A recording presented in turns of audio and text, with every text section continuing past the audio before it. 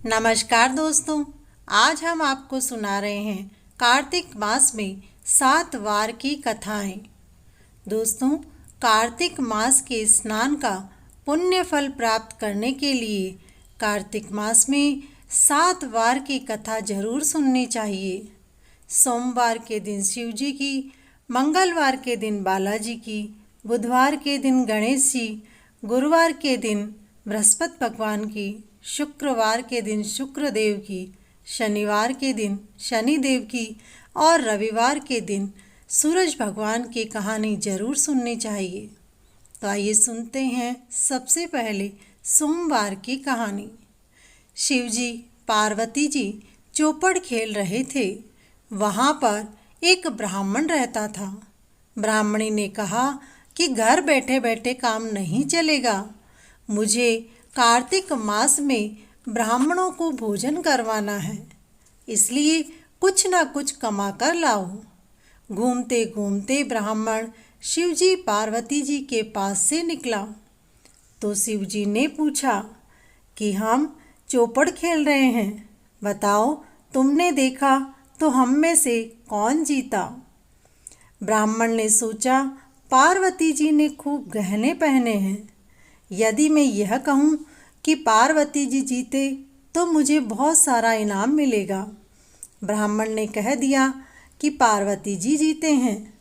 पार्वती जी ने ब्राह्मण को हाथ का एक गजरा उतार कर दे दिया। गजरा लेकर ब्राह्मण घर आ गया और चूल्हे के पास में रख दिया। पहले माटी के चूल्हे हुआ करते थे। इतने में ही वहाँ अग्नि लेने के लिए पड़ोसन आ गई तो उसने वहाँ गजरा पड़ा देखा। चुपचाप उठाकर वह ले गई। अब दूसरे दिन ब्राह्मण उसी जगह फिर से पहुँच गया तो शिवजी ने पूछा, हम दोनों में से कौन जीता। ब्राह्मण ने फिर से कहा, पार्वती जी जीते। पार्वती जी ने खुश होकर के अपने गले का हार खोलकर उसे दे दिया। हार लेकर ब्राह्मण घर जाने लगा। रास्ते में ब्राह्मण ने उस हार को अपने सिर के ऊपर रख लिया। चमकते हुए हार को देखकर चील झपट्टा मारकर ले गई। अब उसके पास नहीं बचा। तीसरे दिन फिर से ब्राह्मण वहीं से निकला तो शिवजी ने फिर पूछा, कौन जीता। ब्राह्मण ने कहा, पार्वती जी जीते। तो पार्वती जी ने उसे सोने की ईंट दे दी। ईंट बहुत भारी थी, इसीलिए ब्राह्मण ने सोचा कि मैं गाड़ी में बैठकर चला जाता हूँ। वहाँ एक बैलगाड़ी थी। वह उस बैलगाड़ी में बैठकर घर की ओर निकल गया, लेकिन उतरते समय ईंट को गाड़ी में ही भूल गया। अब ब्राह्मण सोचने लगा कि मैं 3 दिन से कमा कर ला रहा हूँ, लेकिन अब मैं ब्राह्मणी को क्या जवाब दूंगा। ब्राह्मण घर जाकर चुपचाप बैठ जाता है। ब्राह्मणी ने पूछा, क्या हुआ। तो ब्राह्मण ने अपनी सारी बात उसे बता दी। ब्राह्मणी ने कहा, बस इतनी सी ही बात है, कल आप कहना कि शिवजी जीते। ब्राह्मण फिर से वहीं से निकला तो शिवजी ने पूछा कि आज कौन जीता। अब ब्राह्मण ने याद किया कि पत्नी ने कहा है शिवजी को जिताना है, तो वह बोला, शिवजी जीते। शिवजी ने जल्दी से ब्राह्मण को सोने का सिक्का निकाल कर दे दिया। ब्राह्मण सोने का सिक्का लेकर घर आया। रास्ते में उसे गाड़ी वाला मिला तो ब्राह्मण को देखते ही बोला, अरे भाई, कल तुम्हारी ईंट मेरी गाड़ी में रह गई थी, ये ले लो। ब्राह्मण ने वो ईंट ले ली। थोड़ी दूर और आगे चला तो उड़ती हुई चील आई और उसने सोने का हार ब्राह्मण के सामने गिरा दिया। ब्राह्मण उस हार को उठाकर घर आ गया तो देखा वहाँ पड़ोसन बैठी हुई है और कह रही है कि 3-4 दिन पहले ही मैं अग्नि लेने के लिए आई थी, तो मेरी मति मारी गई और मैं यह गजरा चुरा कर ले गई थी, इसीलिए आज मैं इसे वापस देने के लिए आई हूँ। हे शंकर भगवान, जैसे आपने ब्राह्मण ब्राह्मणी का दिन बदला, वैसे ही सभी के घर में आनंद मंगल करना। अब सुनते हैं मंगलवार की कहानी। एक बुढ़िया माई थी। वह रोज बालाजी को रोट चढ़ाती और कहती कि हे बालाजी, मैं दूँ तुम्हें जवानी में रोटा, तुम देना मुझे बुढ़ापे में रोटा। इस प्रकार करते करते काफ़ी समय बीतता गया। बेटे की बहू घर में आई। बहू ने कहा कि सासू जी, इतना मोटा रोटा और गुड़ रोज बालाजी को चढ़ाओगे तो घर में अन्न धन की कमी हो जाएगी, इसलिए मैं आपको अब ये नहीं चढ़ाने दूंगी। अब बुढ़िया माई का नियम टूटने लगा। वह बिना बालाजी के भोग लगाए कुछ नहीं खाती थी, इसीलिए बालाजी के मंदिर के पास जाकर बैठ गई। बालाजी ने सोचा, इसने मुझे जवानी में रोटा खिलाया है, अब मेरी बारी है। दूसरे दिन बालाजी सुबह सुबह ही हाथ में रोटा और गुड़ लेकर आ गए। लाल लंगोटा हाथ में घोटा था। बुढ़िया माई ने उन्हें देखा और प्रणाम किया। बालाजी ने कहा, हे माई, तुमने मुझे दिया जवानी में रोटा, मैं तुम्हें दूं बुढ़ापे में रोटा। इस प्रकार बुढ़िया माई तो रोज गुड़ रोटा खाकर मस्त रहती और बालाजी के भजन करती।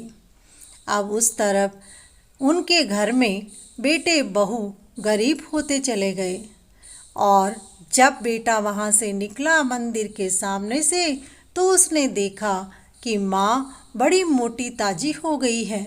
उसने आकर अपनी पत्नी से कहा। दोनों उनके पास गए और बोले कि आपको तो खाने के लिए कुछ नहीं मिलता है, आपको तो हमने घर से निकाल दिया था, फिर भी इतने मोटे ताजे कैसे हो रहे हैं। बुढ़िया माई बोली कि मुझे तो बालाजी रोट खिलाते हैं। उसे विश्वास नहीं हुआ। दूसरे दिन सुबह सवेरे ही वो सासू को चुपके से देखने लगी। बालाजी सुबह सुबह ही आए और बोले, ले बुढ़िया माई, तूने खिलाया मुझे जवानी में रोटा, मैं दूँ तुझे बुढ़ापे में रोटा। बालाजी उसे रोटा देकर अंतर ध्यान हो गए। यह सब देखकर बहू सास के पैर पड़ी और बोली, सासू माँ, मुझे माफ़ करो, मुझे नहीं पता था कि अन्न धन दान करने से इसकी बढ़ोतरी होती है। हे बालाजी महाराज, जैसे बुढ़िया की लाज रखी वैसे ही सबकी रखना, उसे बुढ़ापे में सहारा दिया वैसा सबका पेट भरना। बोलो बालाजी महाराज की जय। अब सुनते हैं बुधवार गणेश जी की कहानी। एक गांव में एक बुढ़िया रहती थी। वह बहुत गरीब थी। रोज लकड़ियां बीनती और उन्हें बेचकर अपनी आजीविका चलाती थी। एक दिन की बात है, बुढ़िया माई जंगल में लकड़ियां बीन रही थी। तभी उसे एक छोटा सा चूहा दिखाई दिया। सर्दी के मौसम में वह ठंड से कांप रहा था। बुढ़िया माई को उस पर दया आ गई। वह उसे लेकर अपने घर आ गई। घर आकर उसे रुई से लपेटकर उसकी जान बचाई। उसे दूध रोटी खाने को दी। अब चूहा बुढ़िया माई के साथ रहने लगा। बुढ़िया माई भी उसे अपने बेटे की तरह प्रेम करने लगी। उसने चूहे का नाम मूसा रखा। धीरे धीरे पूरे गांव में पता चल गया कि बुढ़िया माई का एक बेटा है जिसका नाम मूसा है। समय बीतता गया। एक दिन उसी गांव के राजा के बेटे का विवाह था। पूरे गांव से प्रत्येक घर से एक व्यक्ति बारात में जा रहा था। तब पड़ोसन ने बुढ़िया माई से पूछा कि तुम्हारे घर से राजकुमार के विवाह में कौन जाएगा। बुढ़िया माई बोली, मेरे तो मूसा के अलावा दूसरा और कोई है नहीं, इसलिए मूसा ही बारात में जाएगा। आप सभी मेरे बेटे का ध्यान रखना। बारात वाले दिन गांव वालों के साथ बुढ़िया का बेटा मूसा भी गया। बारात पड़ोसी गांव में पहुंची। वहां सारे बाराती तालाब में स्नान करने लगे। तब वहीं एक तरफ मूसा भी स्नान करने लगा। तालाब के सामने ही उसी राजा का महल था जिस राजा की बेटी का विवाह था। महल के झरोके से राजकुमारी बारातियों को देख रही थी। वहाँ बारातियों के साथ मूसा भी तालाब में स्नान कर रहा था। उसे स्नान करते हुए देखकर राजकुमारी आश्चर्य में पड़ गई। शाम को बारात सज धज कर बैंड बाजों के साथ महल में पहुंची। वरमाला में राजकुमारी को बुलाया गया। राजकुमारी नहीं आई। दूल्हा दुल्हन के माता पिता ने सेविका को भेजकर फिर से राजकुमारी को बुलावा भेजा, लेकिन फिर भी राजकुमारी नहीं आई। मुहूर्त का समय टल रहा था। पंडित जी बोले, दुल्हन को जल्दी बुलाइए, मुहूर्त निकलता जा रहा है। अब राजा और रानी दोनों उसे बुलाने गए। राजकुमारी ने कहा, मैं राजकुमार से विवाह नहीं करूंगी। उसके माता पिता ने कारण पूछा तो उसने कहा, मैं राजकुमार से नहीं, उनकी बारात में आए मूसा से शादी करूंगी। राजा रानी ने राजकुमारी को खूब समझाया कि मूसा एक गरीब बुढ़िया का बेटा है, तुम वहाँ जाकर कष्ट में रहोगी। परंतु राजकुमारी नहीं मानी।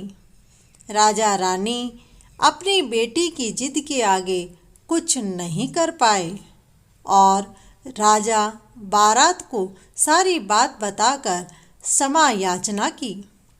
दूल्हे सहित पूरे बाराती बिना कुछ खाए पिए नाराज होकर वहाँ से चले गए। राजा ने राजकुमारी की जिद को पूरा किया और उसका विवाह बाराती मूसा के साथ कर दिया। उधर बारात गांव में आई तो बुढ़िया माई ने गांव वालों से पूछा, तुम सब तो आ गए, परंतु मेरा मूसा कहाँ है? एक व्यक्ति ने कहा, बुढ़िया माई, तुम्हारा मूसा तो राजकुमारी से विवाह कर रहा है। वह तुम्हारे लिए बहू के साथ साथ धन दौलत भी ला रहा है। तुम तो बहू के स्वागत की तैयारी करो। बुढ़िया माई ने अपनी झोपड़ी को लीपा पोता, सुंदर मांडने बनाए, लापसी बनाकर गांव की औरतों को बुलवाया और आंगन में मंगल गीत गवाए। तभी मूसा रथ पर राजकुमारी के साथ बैठकर धन दौलत लेकर आ गया। बुढ़िया ने बहू का गृह प्रवेश करवाया, सभी को गुड़ बंटवाया। अब बुढ़िया बहू के साथ खुशी के साथ रहने लगी। तब एक दिन बहू ने सोचा कि मुझे अपनी सासू माँ को गणेश जी के दर्शन करवाने चाहिए। इसे तो पता भी नहीं है कि यह मूसा तो साक्षात गणेश भगवान है।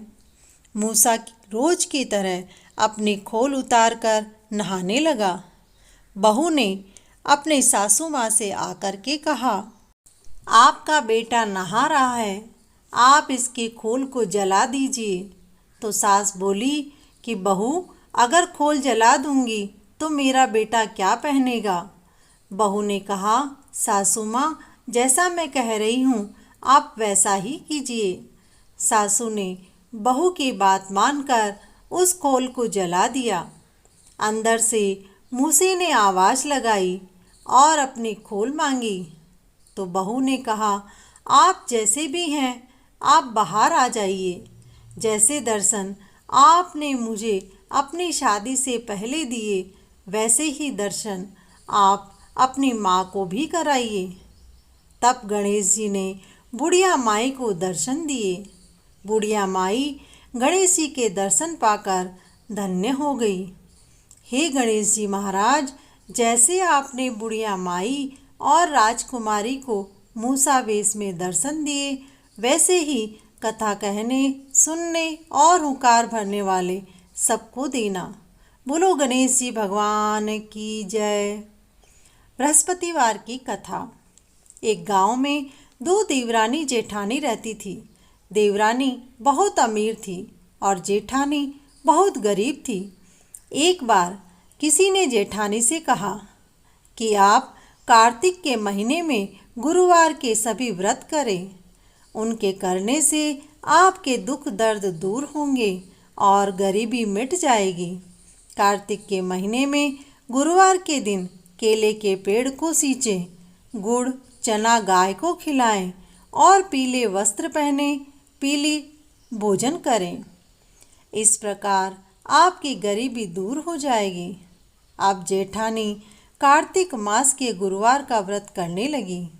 चने की दाल को एक दिन पहले ही वह भिगो देती और गुरुवार के दिन चने की दाल और गुड़ गाय को खिला देती।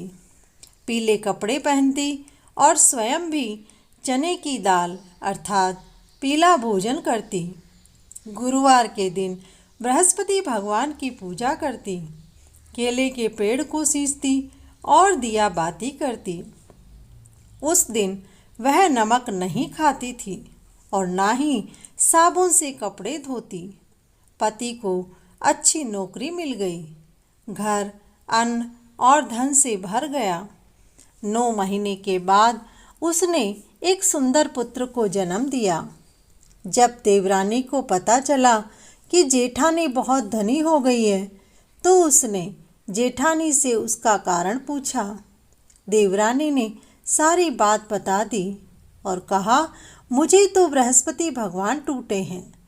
देवरानी को उसकी बातों पर विश्वास नहीं हुआ।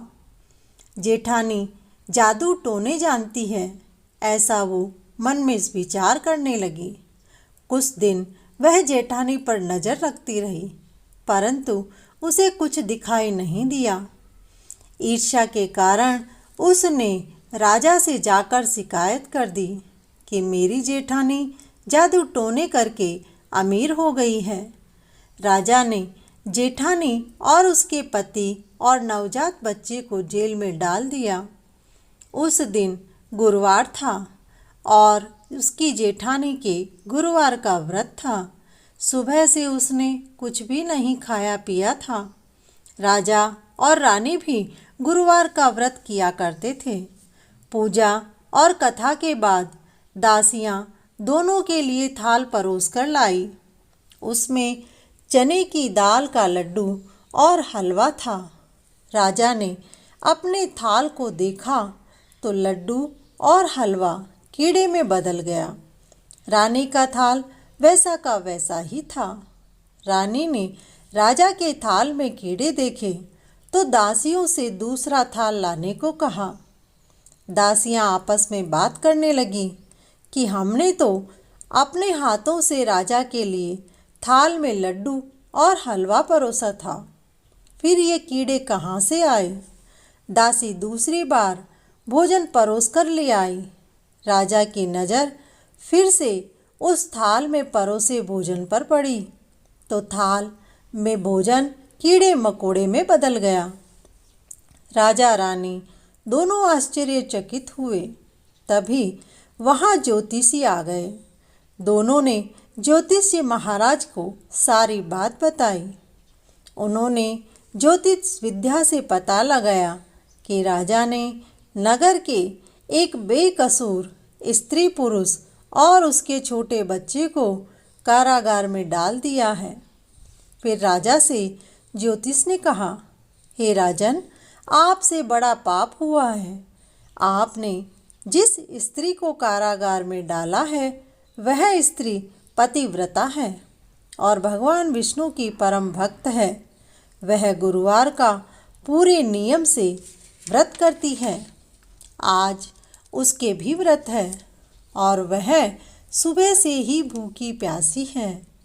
आपने उस निर्दोष को सजा सुना दी, इसीलिए बृहस्पति देव रुष्ट हो गए हैं। आप उन्हें आदर के साथ छोड़ दीजिए, उसके बाद ही भगवान बृहस्पति देव आप पर प्रसन्न होंगे। फिर राजा ने सैनिक भेजकर उन्हें आदर के साथ अपने महल में बुलाया। दोनों को अपने हाथों से भोजन परोसा और खूब सारा धन भी दिया। उसके बाद राजा रानी भोजन करने बैठे। राजा ने थाल में पड़े भोजन पर नज़र डाली तो वह कीड़ों में नहीं बदला। राजा ने नगर में ढिंढोरा पिटवा दिया कि कार्तिक मास में आने वाले गुरुवार को व्रत करें और कथा सुने, जिससे भगवान बृहस्पति की कृपा बनी रहेगी। बोलो बृहस्पति भगवान की जय।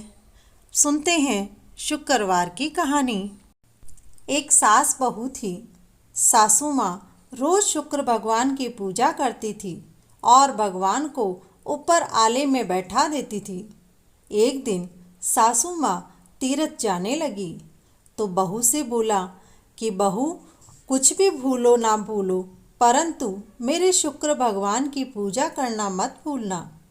इतना कहकर सासू माँ तो तीर्थ चली गई। अब बहू घर का सारा काम कर लेती, लेकिन शुक्र भगवान की पूजा करना भूल जाती। एक दिन बहू को सारा घर का काम करते हुए देखकर आले में बैठे शुक्र भगवान को हंसी आ गई और मन में बोले, देखो यह बावरी अपना सारा पुण्य खो करके सारा घर का काम कर रही है, लेकिन मेरी पूजा करने का इसके पास समय नहीं है। शुक्र भगवान को हंसते हुए देख करके उसने अपनी नौकरानी से कहा कि यह भगवान तो मुझ पर हंस रहे हैं, इसलिए तुम इन्हें अपने घर ले जाओ। काम वाली बोली कि मेरे घर भी बेटा है, बहू है, घर तो मैं नहीं ले जाऊंगी। आप कहो तो गड्ढा करके दरवाजे के आगे इन्हें गाड़ दूंगी। बहू बोली, ठीक है। काम वाली ने भगवान शुक्र को घर के आगे गड्ढा खोद करके दबा दिया। थोड़े दिन बाद ही घर में तितर बितर होने लगा, कष्ट आने लगा, गरीबी आ गई। अब बेटे ने अपनी बहू को कहा, यह क्या हो गया, तूने ऐसा क्या किया कि अचानक ही हम गरीब हो गए। मेरी माँ के जाते ही घर की स्थिति बिगड़ गई है। बहू ने अपने पति से कहा, आपकी माँ सभी साथ में बांध कर ले गई होगी, इसीलिए अब हम गरीब हो गए हैं। बेटे ने अपनी माँ को बुलवाया। माँ जब घर आई तो घर की हालत देखकर बहुत दुखी हुई, लेकिन थोड़ी देर में ही माँ को ध्यान आ गया कि यहाँ जो आले में मैंने शुक्र भगवान का दर्शन करने के लिए उनकी तस्वीर रखी थी, वो कहाँ गई। आले में शुक्र भगवान को बैठा हुआ ना देखकर माँ का माथा ठनक गया और बहू को बुलाकर पूछा कि मेरे शुक्र भगवान कहाँ गए। बहू बोली कि शुक्र भगवान को तो मुझ पर हंसी आती है, इसीलिए मैंने काम वाली से कह करके दरवाजे के बाहर एक गड्ढा खोदकर उसमें गाड़ दिया है। सासू जल्दी से उस गड्ढे के पास गई, गड्ढा खोदा और उसमें से भगवान शुक्र को उठाकर स्नान करवाया। गंगा जल से स्नान करवाने के बाद पूजा पाठ किया और फिर से उन्हें उसी जगह आले में स्थापित कर दिया। उनसे क्षमा याचना की। बोला, मेरी बहू नासमझ है, उसे माफ़ कर दो। बेटा बहू ने भी अपने हाथ से पूजा की और बोले, हे शुक्र भगवान, हमसे जो भूल हुई है उसके लिए हमें क्षमा करें, एक बार हमें माफ़ करें। अब हम आपकी रोज़ पूजा करेंगे। अगले दिन से ही घर में फिर से बढ़ोतरी होने लगी। घर में नवनिधि 13 सिद्धि हो गई। सभी आनंद मंगल के साथ रहने लगे। शुक्र भगवान उन पर प्रसन्न हुए, वैसे ही सभी पर प्रसन्न होना। बोलो शुक्रदेव की जय। अब सुनते हैं शनिवार की कहानी। एक नगर में एक ब्राह्मण रहता था। वह प्रतिदिन पूजा पाठ किया करता था। एक दिन जब वह पूजा पाठ के लिए जा रहा था, तब रास्ते में उसे भगवान शनिदेव मिले और बोले, ब्राह्मण, मैं तो तुम्हें लगूंगा। ब्राह्मण बोला, हे प्रभु, आप कितने समय तक लगोगे? उन्होंने कहा, 7 साल तक। ब्राह्मण ने कहा, 7 साल तक तो मैं नहीं ले सकता, मैं बहुत गरीब हूँ। शनिदेव बोले, 5 साल तक। ब्राह्मण ने कहा, 5 साल भी मुझसे नहीं ओटा जाएगा। शनिदेव फिर से बोले कि मैं 1.25 साल तक तो लग ही जाऊंगा। ब्राह्मण ने कहा कि यह भी मुझसे नहीं ओटा जाएगा। तब शनिदेव बोले कि अब इतना ही कह रहे हो तो मैं 1.25 पहर तो तुम्हें लगूंगा ही। 1.25 पहर शनिदेव ब्राह्मण को लग गए। ब्राह्मण चुपचाप नदी के किनारे जाकर बैठ गया। आसन बिछाकर पाठ करने लगा। ओम नमो भगवते वासुदेवाय नमः। इस प्रकार बोलते हुए वह माला फेरने लगा। तभी नदी में बहते हुए 2 मतीरे आए।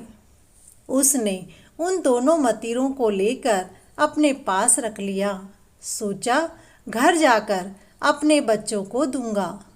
लेकिन कुछ ही देर में वो मतीरे राजा के बेटे राजकुमारों के सर बन गए।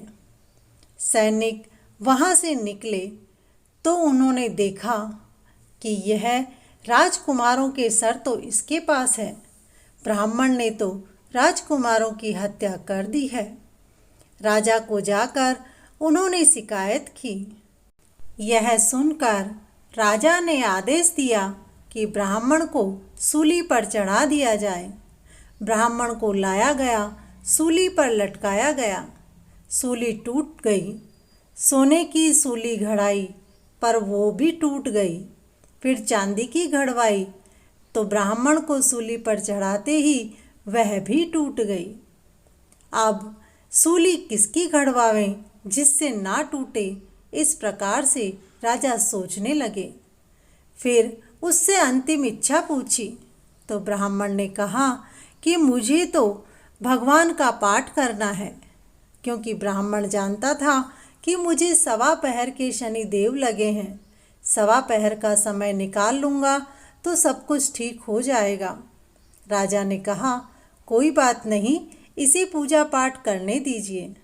ब्राह्मण 1.25 पहर बिताने के लिए भगवान विष्णु का पूजा पाठ करने लगा और ओम नमो भगवते वासुदेवाय नमः कहते हुए माला फेरने लगा। ऐसा करते करते 1.25 पहर का समय बीत गया और शनिदेव की दशा टल गई। राजा के बेटे खेलते हुए दोनों उसके पास आ गए। राजा ने अपने बेटों को देखकर सैनिकों को आदेश दिया कि ब्राह्मण को सूली पर ना चढ़ाया जाए, वह तो निर्दोष है, उसे लेकर मेरे पास आइए। सैनिक ब्राह्मण को लेकर राजा के पास आए। राजा ने पूछा कि हे विप्र, ये कैसे हुआ? तो ब्राह्मण बोले कि मुझे 1.25 पहर के शनिदेव लगे थे, इसीलिए ये इस प्रकार की घटनाएं घटित हुई थी। राजा ने कहा कि 1.25 पहर में ही शनिदेव ने इतने रंग दिखा दिए, तो इनकी दशा को कैसे बदला जाए? तो ब्राह्मण बोला कि यदि राजा को लगे, धनी को लगे, तो वह सोने और चांदी का दान करे, गरीब को लगे तो तांबे और लोहे का दान करे, पित्तल का दान करे। यदि उससे भी गरीब को लगे तो वह 2 तेल पली लेकर, गुड़ की डली लेकर डाकोत को दे, 7 बार पीपल में जल चढ़ा दे और जल चढ़ाते हुए बोले, शनिदेव टोटा कभी ना आवे, टोटा शनि की घड़ी घड़ी में साकर बना टले। इस प्रकार कहते हुए जल चढ़ाने पर सारी बलाएं टल जाती हैं। बोलो शनिदेव की जय। सुनते हैं अब रविवार की कहानी। एक ब्राह्मण था, उसके एक बेटा था जो रोज सुबह उठते ही बिना नहाए धोए, बिना पूजा पाठ के अपनी माँ से रोटी मांगा करता था। एक दिन माँ ने कहा, बेटा तुम कोई भी नियम नहीं रखते हो। कोई ना कोई नित्य नियम जरूर रखो। हर लोग तो सुबह सुबह उठ कर के नहा धोकर मंदिर जाते हैं, पूजा पाठ करते हैं, उसके बाद भोजन करते हैं। तुम ज़्यादा कुछ ना कर सको तो केवल सुबह उठते ही सूरज भगवान के दर्शन करो, उन्हें जल अर्पित करो, ऐसा नियम रखो। बेटे ने माँ का कहा माना। वह सुबह उठते ही नहा धोकर सूरज भगवान के दर्शन करता और जल चढ़ाता। ऐसे करते करते बहुत दिन बीत गए। एक दिन सूरज भगवान ने कहा, मैं इसकी परीक्षा लेकर देखता हूँ कि यह सच्चे मन से मेरे दर्शन करता है या नहीं। एक दिन सूरज भगवान बादल में छुप गए। वह सूरज भगवान का दर्शन करने के लिए घर से जंगल में निकल गया और सूरज भगवान को ढूंढते ढूंढते शाम होने लगी। दूसरी ओर 4 चोर चोरी करके जंगल में चारों में बांटने के लिए रुके हुए थे और अपने धन को 4 भागों में बांट रहे थे। सूरज भगवान कहते हैं कि यह तो मेरा सच्चा भक्त है। पूरा दिन हो गया है परंतु यह भूखा प्यासा है। सूरज भगवान उसे बादल फाड़ करके दर्शन देते हैं। सूरज भगवान को देखते ही ब्राह्मण का बेटा कहता है, दिख गया, मुझे दिख गया। उधर चोरों ने सोचा कि किसी ने हमें धन बांटते हुए देख लिया है। चोर उसे बुला करके लाते हैं और कहते हैं कि तुम्हें दिख तो गया, लेकिन तुम यह किसी से कहना मत, किसी से भी चुगली मत करना। तुम यहाँ से आधा धन लेकर के चले जाओ। ब्राह्मण का बेटा आधा धन लेकर के अपने घर आ गया और माँ ने जब बेटे के पास इतना सारा धन देखा तो बोली, बेटे तुमने कहाँ चोरी की है? बेटे ने कहा, माँ मैंने कोई चोरी नहीं की है, मुझ पर तो सूरज भगवान प्रसन्न हुए हैं। हे सूरज भगवान, जिस प्रकार से आप ब्राह्मण के बेटे पर प्रसन्न हुए वैसे ही सब पर प्रसन्न होना। बोलो सूर्य देव की जय। दोस्तों, आपको कहानियाँ पसंद आई हो तो वीडियो को लाइक करें, चैनल को सब्सक्राइब करें। ऐसी ही कहानियाँ सुनने के लिए हमारे साथ बने रहें। बोलिए कार्तिकेय ठाकुर जी महाराज राय दामोदर भगवान की जय।